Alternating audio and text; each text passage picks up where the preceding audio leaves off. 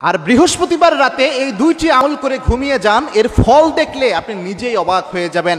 মনে রাখবেন, বৃহস্পতিবার রাত বলতে বলা হয় আরবি মাস অনুযায়ী মাগরিবের পরেই কিন্তু তারিখ পরিবর্তন হয়ে যায়, অর্থাৎ বৃহস্পতিবার দিন শেষ হওয়ার পরে যে রাত আসে আরবি মাস অনুযায়ী এটা হচ্ছে জুমার দিনের রাত, শুক্রবারের রাত। এই জুমার দিনের রাত কিন্তু অনেক গুরুত্বপূর্ণ এবং একটি হাদিস থেকে জানা যায় যে জুমার দিন রাতে যদি কোনো ব্যক্তি ইন্তেকাল করে ওই ব্যক্তির কবরের আযাব পর্যন্ত হয় না।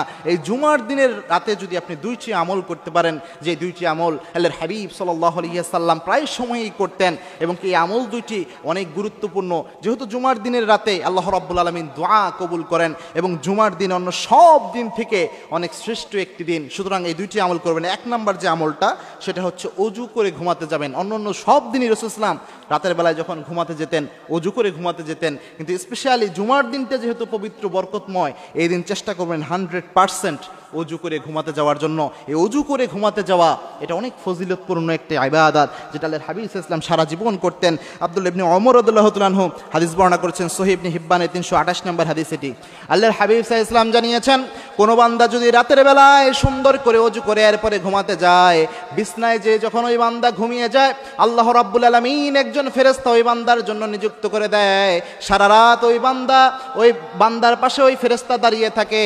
যখনই ওই বান্দা একটু নড়াচড়া করে ওই ফেরেশতা দোয়া করে, আল্লাহুম্মা গফিরলি আবদিক, আল্লাহ আপনার এই বান্দাকে আপনি মাফ করে দেন, কারণ সে অজু করে ঘুমাতে গিয়েছে। আবার যখন কিছুক্ষণ পরে আবার পাশ পরিবর্তন করে আবার ফেরেশতা দোয়া করে, আল্লাহুম্মা গফিরলি আবদিক, আল্লাহ আপনার এই বান্দাকে মাফ করে দেন, কারণ সে অজু করে ঘুমাতে গিয়েছে।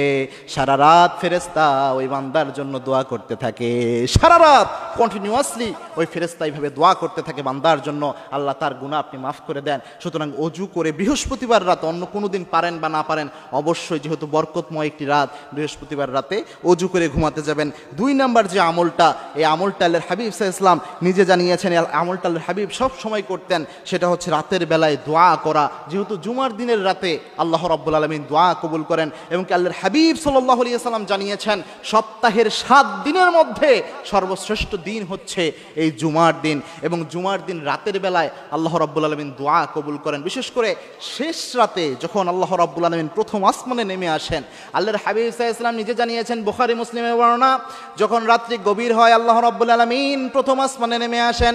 প্রথম আসমানে নেমে এসে আল্লাহ রাব্বুল আলামিন ডাকতে শুরু করেন, হাল মিন মুস্তাগফিরিন ফাগফিরালা, কে আছো গুনাহ করে ফেলেছো আমি আল্লাহর কাছে মাপ চাও, সব গুনাহ আমি আল্লাহ মাফ করে দেব।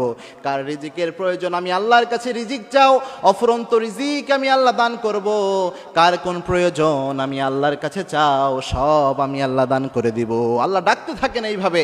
সুতরাং রাতের বেলায় কিন্তু আল্লাহ দোয়া কবুল করেন প্রথম আসমানে নেমে এসে। সুতরাং আপনারা চেষ্টা করবেন জুমার দিন রাতে যদি সুযোগ হয় 2 রাকাত নামাজ আল্লাহর জন্য আদায় করে সেজদায় লুটিয়ে পড়ে মনের যে কোনো বাসনা, যে কোনো ইচ্ছার কথা আল্লাহর কাছে ব্যক্ত করার জন্য আপনার যা প্রয়োজন, ফাইজা সাআলতা ফাসআলিল্লাহ, যা কিছু প্রয়োজন আল্লাহর কাছে যান, ফাইজা ইসতাআনতা ফাসতাইন বিল্লাহ, যা সাহায্য প্রয়োজন আল্লাহর কাছে চান, সব আল্লাহ দিতে পারেন। সুতরাং এই দুইটি আমল যদি স্পেশালি জুমার দিন রাতে অর্থাৎ বৃহস্পতিবার রাতে করতে পারেন, ইনশাআল্লাহ আল্লাহ রাব্বুল আলামিন অগণিত বারাকা আপনাদের আমাদের দান করবেন। আল্লাহ রাব্বুল আলামিন এই দুইটি আমল নিয়মিত করার তৌফিক আমাদের দান করুন, আল্লাহুম্মা আমিন।